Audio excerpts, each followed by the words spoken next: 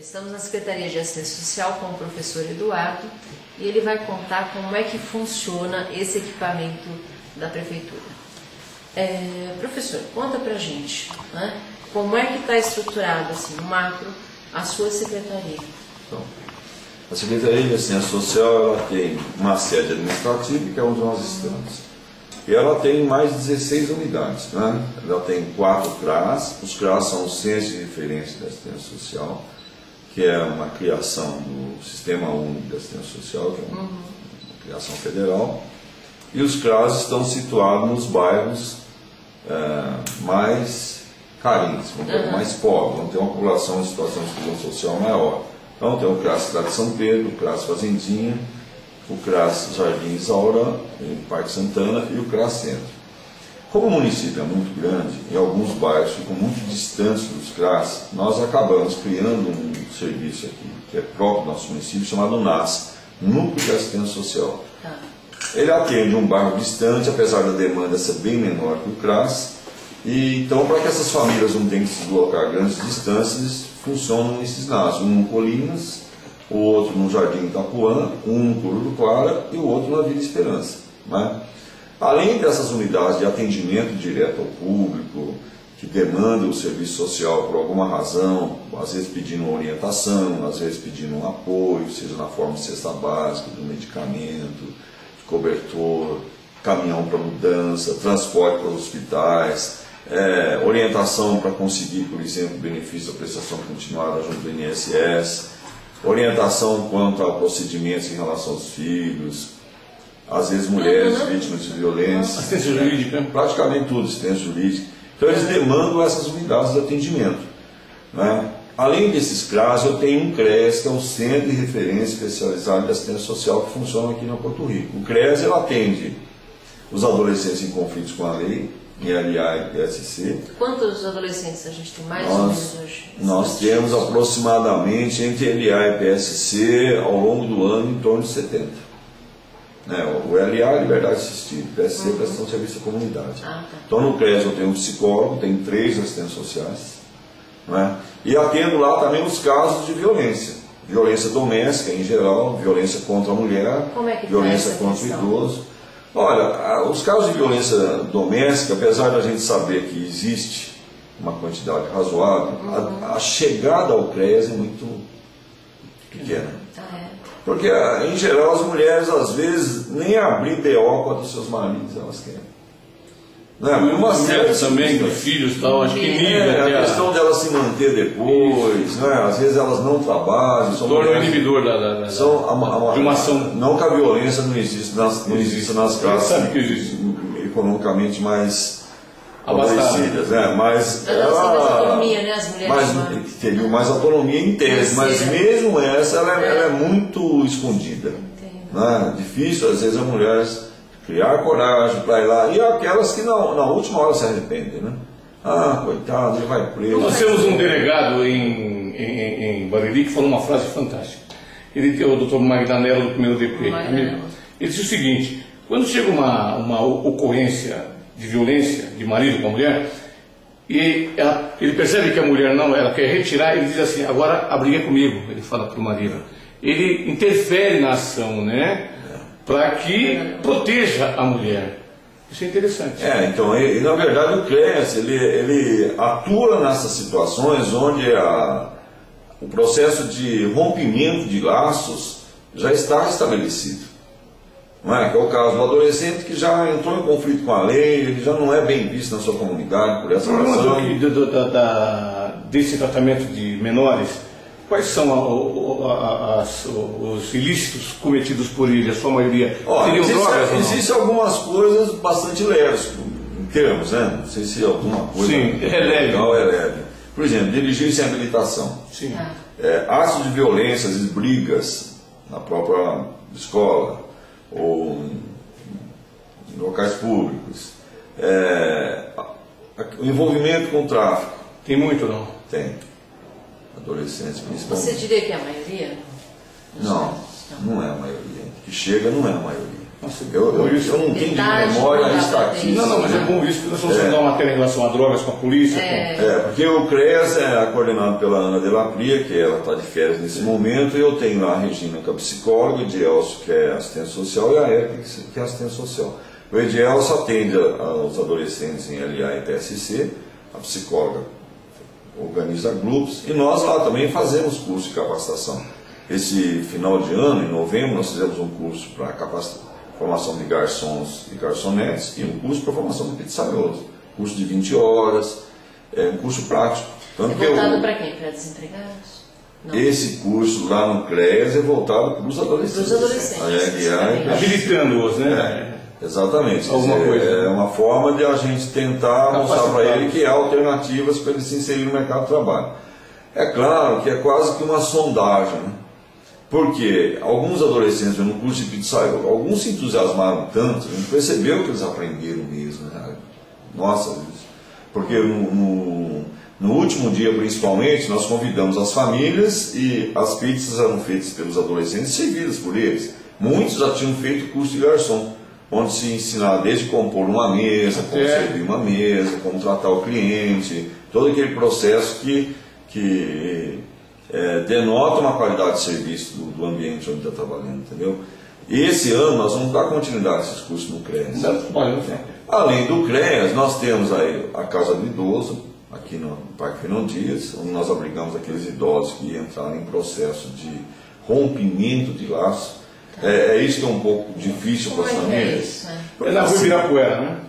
A Casa do Idoso, ela, em tese, é destinada aos idosos que não têm mais referências familiares, né?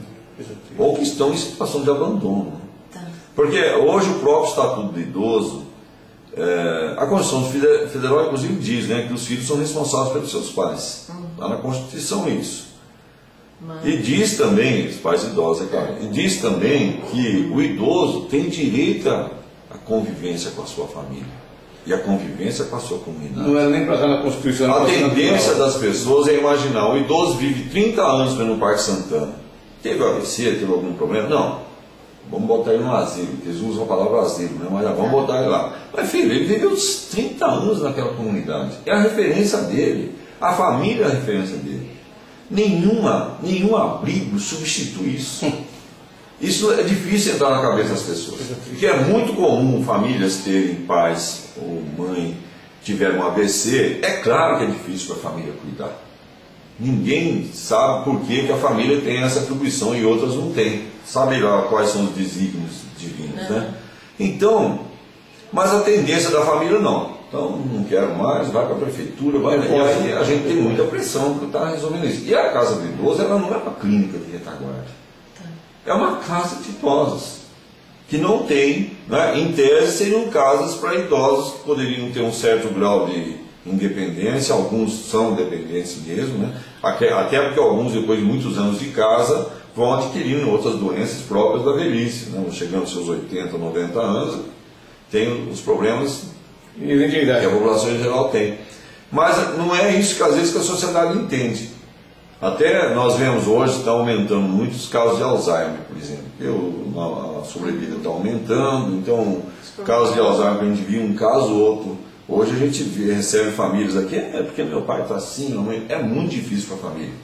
Mas por outro lado também, em algum momento a sociedade vai se decidir, o poder público vai cuidar delas, tudo bem. A sociedade vai ter que pagar. Nada é de graça, né? Não tem como. Então, se eu vou tratar de todas as pessoas que têm Alzheimer, colocar numa instituição que teria que ser uma instituição especializada, eu não teria como, por exemplo, na casa de idosos, colocar lá 10, 15 pacientes com Alzheimer. Não tem. Nossa, é porque eles despendem muito. Mão de obra, então, a casa não está preparada para isso. Né? Hoje, nos Estados Unidos, está aparecendo uma linha diferente para tratamento de Alzheimer, inclusive abrigamento de doenças de Alzheimer, né? Que eles... Existem muitas regras que o Alzheimer pode fazer, não pode fazer, e uma corrente agora que flexibiliza mais, né? Que a pessoa se sente mais feliz, se ele quer comer tomate, deixa ele comer o tomate dele à vontade, coisa assim, entendeu? Mas é coisa muito nova ainda, isso foi noticiado nos jornais recentemente, não sei como seria tratado. 40 anos para chegar aqui. Além da casa do idoso, nós temos a casa transitória, que hoje é casa de acolhimento. O Estatuto da Criança mudou o termo de transitório para casa de acolhimento. Eu tinha recentemente cerca de 30 crianças, graças a Deus algumas foram desabrigadas, eu estou com 17. Elas devem ter retornado às famílias, é isso, né? Qual a faixa etária? A faixa etária vai desde bebês, um mês de vida, até adolescentes. A adoção lá não? A adoção. Mas a adoção, aí a casa ela não trabalha a questão da adoção, porque a adoção é feita pelo fora. Né? A casa está proibida de ficar procurando fora que faz isso. Mas na verdade, existem alguns casos que não tem solução. Né? A gente tem alguns adolescentes, por exemplo, que não vão ser adotados. Vão ter que permanecer na casa.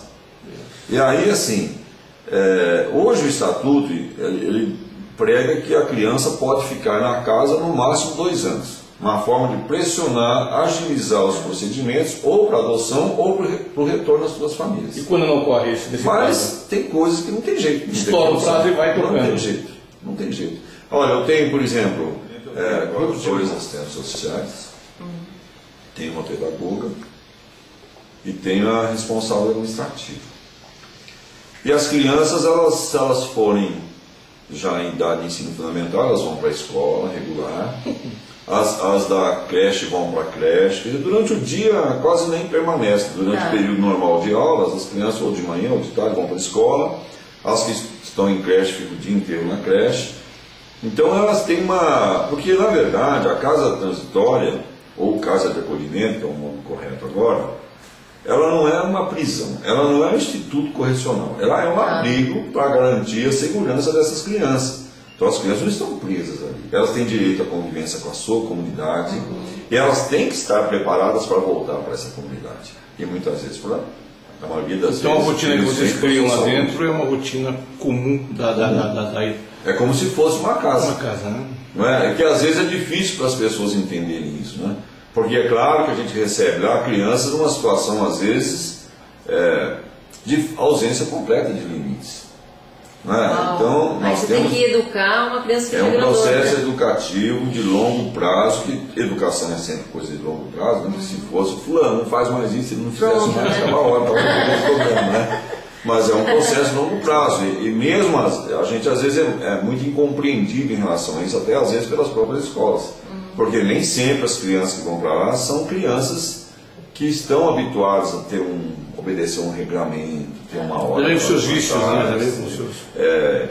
Tomar o seu banho, organizar seu material para a escola, porque elas não tinham essa rotina nas suas casas. Né? Nós recentemente tivemos lá umas crianças que, na verdade, o mais velho que cuidava das outras. O senhor estava falando sobre um grupo de irmãos, lembrei agora. O senhor tinha um grupo de irmãos lá que... Isso.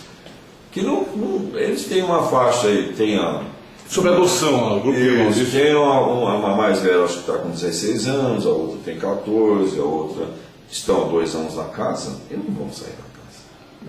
E não vão para adoção também. Não é? Então, mas na verdade, assim, essa mais velha, ela terminou o ensino fundamental,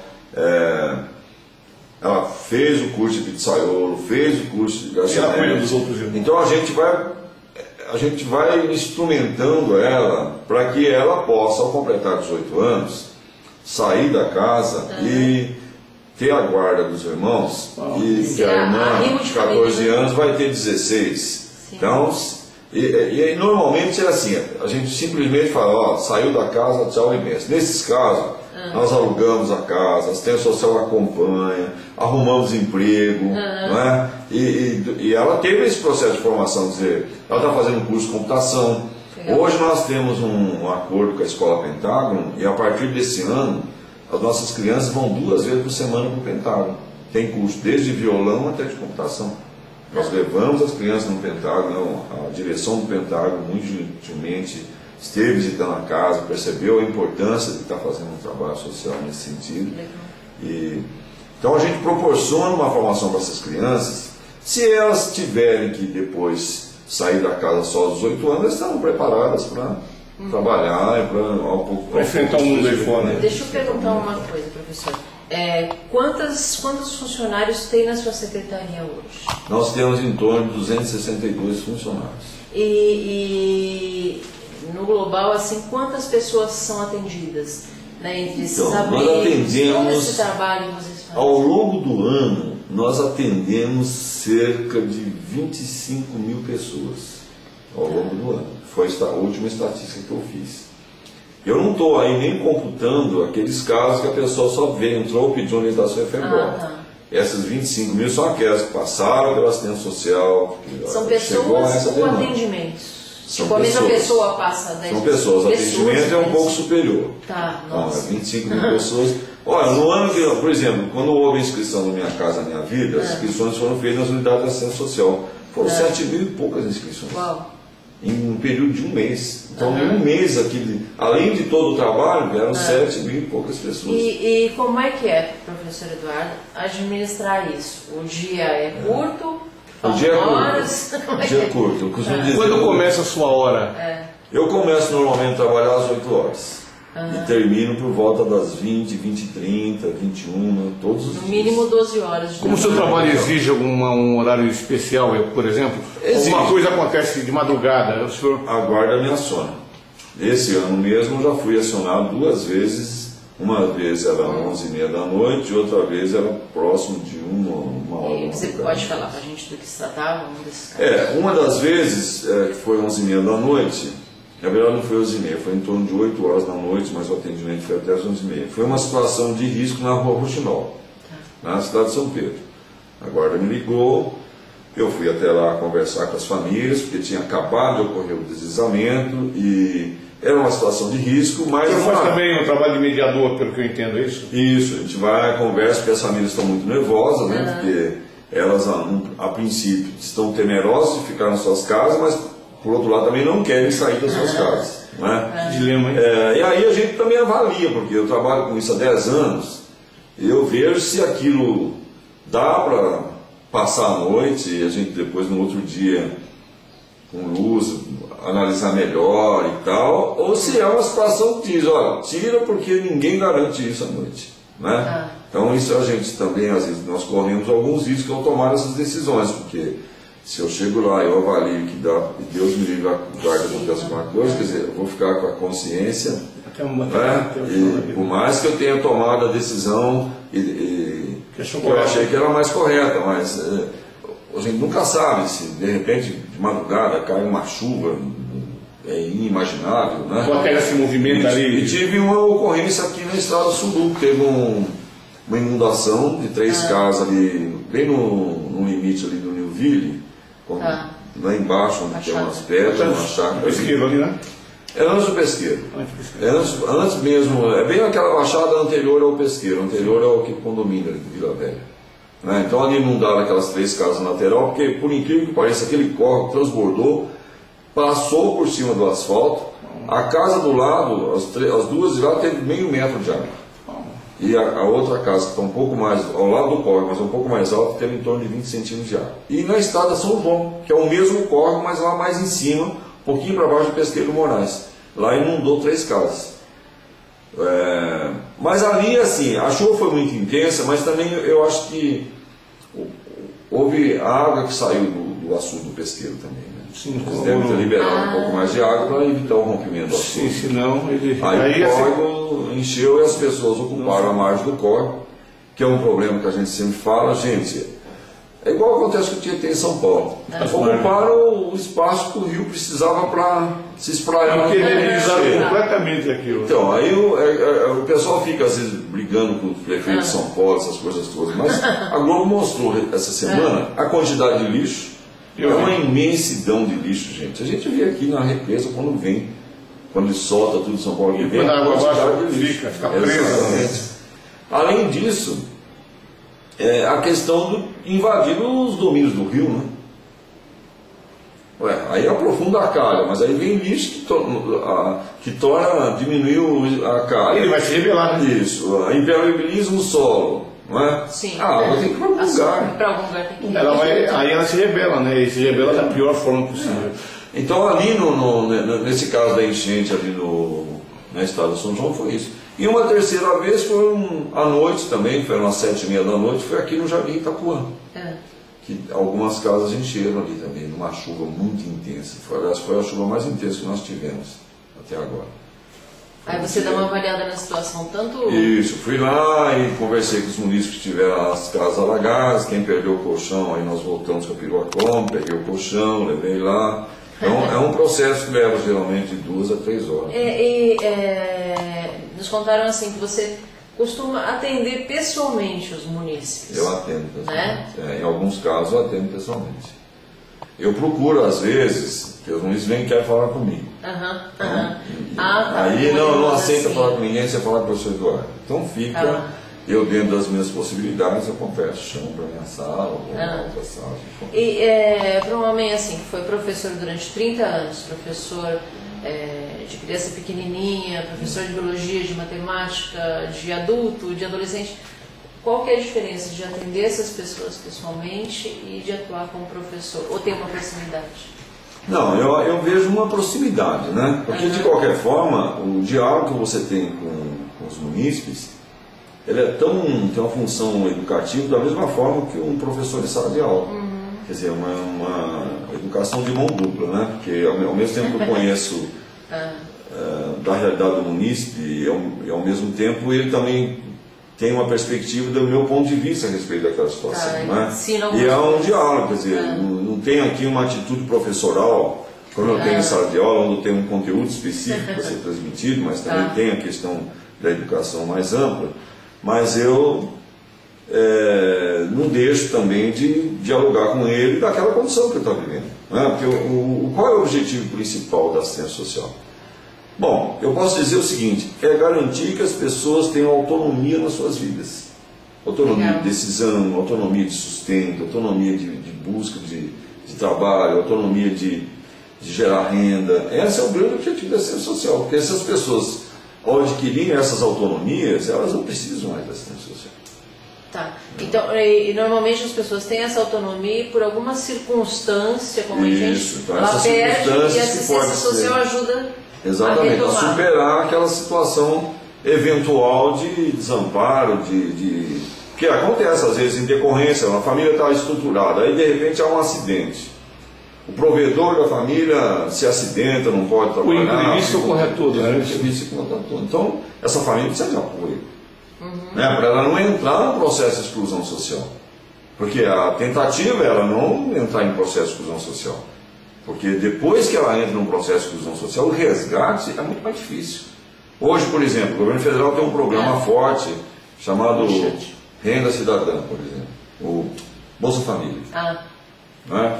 Em tese, e é verdade isso, Bolsa Família, a gente pode ter algumas críticas em relação a ele, mas é um programa necessário. R$80 é isso, professor? Não, isso varia. Pode chegar a R$212, dependendo da situação. É a maior. Isso depende da quantidade de filhos que a família tem e da situação de pobreza dela. Não é? Mas uma família, por exemplo, que tem uma renda per capita abaixo de R$70, que seria a exclusão extrema, a pobreza extrema, ela está numa situação de exclusão social tão forte que ela por si só não consegue mais sair dessa situação. Ela fica anos e anos nessa situação. A gente tem esses casos. A gente tem casos que nós atendemos a família há 10 anos. O que é? É o suporte psicológico ou é financeiro mesmo? Existem alguns casos que a família entra ela cria uma cultura de sobrevivência muito própria e cria também uma relação de dependência com o benefício que ela não consegue mais, ela não se vê mais capaz de viver sem aquele benefício. Meu irmão costumava dizer que nós, funcionários públicos, nós não somos vacinados contra o vírus do desemprego. Então, mesmo que paguem para nós R$800, a gente vai ficar a vida inteira ganhando dinheiro de ir para a disputa do mercado de trabalho e de repente entrar no desemprego. Não é? O cara que está na iniciativa privada, ele tem essa vacina, ele sabe que ele pode correr em algum momento, sofrer desemprego, mas ele toca a vida, ele vai vivendo, é assim mesmo, ele procura, vai ver uma alternativa. Porque nós temos um... Então, com as famílias acontece muitas vezes isso. Ela recebe aquele benefício. Ela fala, bom, se eu conseguir um emprego formal, eu vou perder isso aqui. Aí ela prefere... Então, muitas famílias preferem fazer bicos. Ela podia ganhar R$500, mas ela prefere garantir os 200. Garantir os 200 e sobreviver de bicos. Porque o bico você não declara, você declara o que você quiser. No emprego formal, hoje o sistema do Bolsa Família é tão bom que, por exemplo, o cara arrumou um emprego, a empresa declarou na RAIS. anualmente há uma checagem dos bancos de dados do Bolsa Família com o banco de dados, por exemplo, do Ministério do Trabalho. Hoje, até se o cara licenciou um carro e está no Bolsa Família, a gente recebe um comunicado do MDS para fazer fiscalização. Mas é correto isso? É correto, porque na verdade assim, não é dinheiro do governo. Não é dinheiro do governo federal, não é dinheiro do governo municipal, não é dinheiro do governo estadual. É dinheiro da sociedade, somos nós que pagamos tudo isso. Às vezes eu discuto muito das assistências sociais, mesmo na questão dos benefícios que se concede. A sociedade ela tem que saber que isso tem um custo, alguém vai pagar. Não é a prefeitura que vai pagar, não é o governo federal que vai pagar, somos nós. Bolsa Família acomoda? Eu acho que para algumas famílias acomoda. Mas, por outro lado, a gente tem históricos de outras famílias que têm um processo de superação muito importante, entendeu? E essa questão, por exemplo, de exigir que a criança tenha uma frequência de 85% é fundamental. E aquela coisa de pesagem? Não tem uma pesagem que é feita para você ver se engordou? Para ver se... Semestralmente. É feito pela Secretaria de Saúde. Eles têm que digitar no SISVAN uma vez por semestre os dados referentes ao peso da criança, o acompanhamento das meninas de 10, das mulheres de 10 a 49 anos, desses estados gestacional, se são nutrizes. Eu acho um trabalho... O que predomina? A acomodação ou a superação? A superação. Então vale a pena, né? Vale a pena. Então vale a pena. Alguma coisa que nós não perguntamos sobre assistência social que você gostaria de contar? Tem tanta coisa para falar, mas eu acho que em geral o esquema da assistência social é esse. E além disso, as grandes campanhas que o Fundo Social desenvolve tem um apoio forte nosso, né? Porque o fundo não tem funcionários. O fundo recorre aos funcionários da assistência social para fazer campanha de agasalho, campanha sacolinha de Natal, a rede de doações que a gente retira em Alphaville, em qualquer lugar, doações que as pessoas queiram fazer. Então tem um apoio muito forte da Secretaria de Assistência Social. E só uma coisinha, como que é o relacionamento das organizações sociais, assim, das ONGs? Nós temos visto muitas, né, em Santana de Parnaíba. Na verdade, Santana ainda tem poucas. Comparado com outros municípios, nós temos poucas organizações não governamentais. As poucas que tem, algumas prestam excelentes serviços da sua comunidade. Eu citaria, são por necessárias? Eu acho que são, porque o que acontece com o poder público? O poder público tem dinheiro e tem recursos humanos para atender massivamente a população. Então, quem conseguiria atender, por exemplo, 30 mil alunos? Poder público. Quem consegue fornecer merenda diariamente para 30 mil crianças? Uniforme para os alunos. Uniforme, poder público. ONG não tem, né? A não ser que ela tivesse poder de Estado e arrecadasse impostos. O senhor disse que poderia citar algumas aí. Mas tem alguns nichos que a ONG tem mais agilidade que nós. Por exemplo. Né? Então, por exemplo, eu vou citar uma, Rainha da Paz, que atende crianças em situação portadores de deficiência. Ela tem uma agilidade de atendimento, tem uma parceria com a Prefeitura, transfere recursos para o Rainha da Paz. Muitas cadeiras de roda do Rainha da Paz, as especiais mais caras, somos nós, a assistência social que fornecemos. E transporte, às vezes, para hospitais como o Hospital Cruz Verde, que atende muitas crianças do Rainha da Paz, somos nós que levamos. Então tem uma parceria forte, além a fisioterapia lá, é o pessoal da saúde que faz. Sim. Né? Que até tem uma convênio entre a Rainha da Paz e a saúde para que ali sejam usados os equipamentos lá e os profissionais da saúde. Né?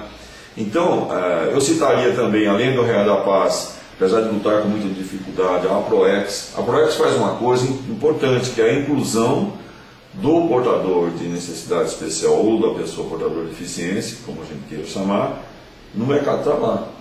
É um trabalho de formiguinha, não é ainda, vamos dizer, massivo esse processo de inclusão dessas pessoas, mas é possível preparar essas pessoas para entrar no mercado de trabalho. É a única no município que tem esse objetivo. Então tem um apoio, apesar das dificuldades, tem um apoio da Prefeitura, fez esse acordo com a AVAP agora, para ter uma assessoria da AVAP. Né? Eu citaria também o Eprocad, que tem uma história longa. Foi para a África agora, né? Molecada para jogar bola. Exatamente. Mas outras estão surgindo aí, eu citaria o Profaz, né? O Semeador, também tem um belo trabalho na Fazendinha. Da Yara Koga, né? Exato, da Yara, que faz parte do Conselho de Assistência Social. Além disso tudo que eu falei, nós temos os conselhos. Tem Conselho de Assistência Social, Conselho de Direitos, Conselho Tutelar, Conselho do Idoso, que está sendo Já foi feita a recomposição, não houve a primeira reunião da nova diretoria ainda. E conselho de acompanhamento do Bolsa Família. O Bolsa Família tem um conselho que se reúne mensalmente, acompanha como está sendo executado. Porque o Bolsa Família, apesar de... ele é muito fiscalizado. Nós temos denúncias de todo lado. Aí nós temos, no momento tem 2 assistentes sociais, tem uma coordenadora do programa, está de férias esse mês, e tem uma outra assistente social e mais 2 profissionais que trabalham com ela. Só fazendo esse processo de visita, acompanhamento e tal. E agora o setor de cadastro da saúde é que faz o cadastro único para nós, das famílias que nós encaminhamos. Mas o sistema está mudando e nós vamos colocar o cadastro em cada unidade da assistência social. Porque agora vai permitir, porque antes o sistema você tinha que reunir os dados num único computador e só aquele computador podia mandar os dados para casa. Ai, meu Deus. Era um negócio da idade da pedra, né? Da idade da pedra. No Renda Cidadã, que é do governo do estado, eu consigo, em qualquer computador, desde que a pessoa tenha a senha, eu consigo digitar os dados da família e mandar. Que é o sistema inteligente. É o sistema inteligente. Professor, muito mais prático. Muito obrigado, o tempo estourou aqui. Espero que tenha dado uma visão geral. É uma pena, porque daí é para... tem muita coisa para falar, porque esse ano mesmo, agora, no mês de janeiro, nós contratamos 17 cursos. Então, nós tivemos curso de embelezamento de cabelo afro, bijuteria, maquiagem, doces e salgados e formação de garçons e garçonetes. E panificatório artesanal. Foi a empresa contratada. Nós tivemos no Colinas, na cidade de São Pedro, no Itapuã, na Fazendinha, no Parque Santana, no Cururucara e aqui na... Desses cursos o foco é o desempregado. O foco são as famílias pobres, famílias em situação de exclusão social. Tá. Porque o foco meu é diferente do da Sementes.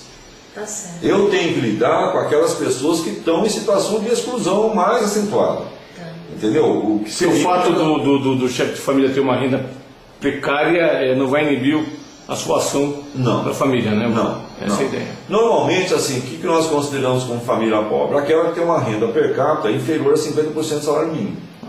Então, essa é o conceito de família pobre. Está no limite. Está no limite.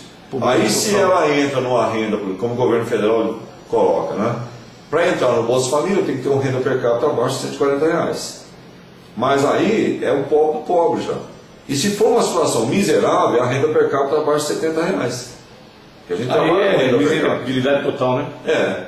Miserabilidade total. Agora, uma família que está em situação de exclusão, por exemplo, ela vai recorrer a um curso da Sementes?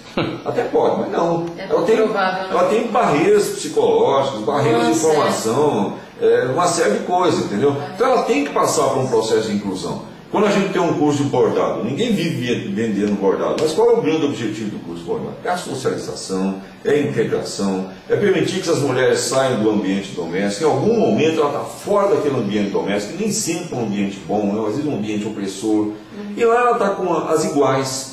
Conversa, relata os problemas, né? E tem ali, eu tenho um psicólogo, cada classe tem um psicólogo e tenho 2 assistentes sociais em cada classe. Então ela tem a reunião socioeducativa e além da reunião socioeducativa, que é mensal, essa família vem fazer essa mãe ou essa filha, que às vezes praticamente vão os meninos também, mas o que vem mais são as mulheres. Essas procuram mais alternativas do que os homens.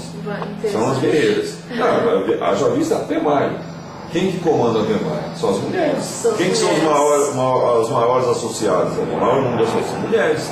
Que é uma característica dessa cooperativa, que nem todos têm, a maioria tem. A PEMAI, então, seria um trabalho grande com eles também. Então, a PEMAI foi, na verdade, a associação, nós é que contribuímos para a fundação dela em setembro de 2000. Foi uma reunião na Escola Ruth com os catadores que trabalhavam no antigo lixão. E nessa reunião a gente decidiu criar uma associação. Criou-se a associação, fizemos todo o processo, estatuto, vontade e tal. E hoje eles... Aí entrou a Fundação Alphaville junto com o Ministério Público em 2006. E além da associação nós temos hoje a cooperativa, porque nós temos 2 coisas lá. Tem a Associação dos Catadores e tem a Cooperativa de Trabalho. Não é? Que às vezes as pessoas confundem. Na hora não sabe o que é associação. É um dos sucessos. Né? Mas é um sucesso mesmo. Obrigado. Obrigada, professor. Nada, desculpe aí a sopeira da sala.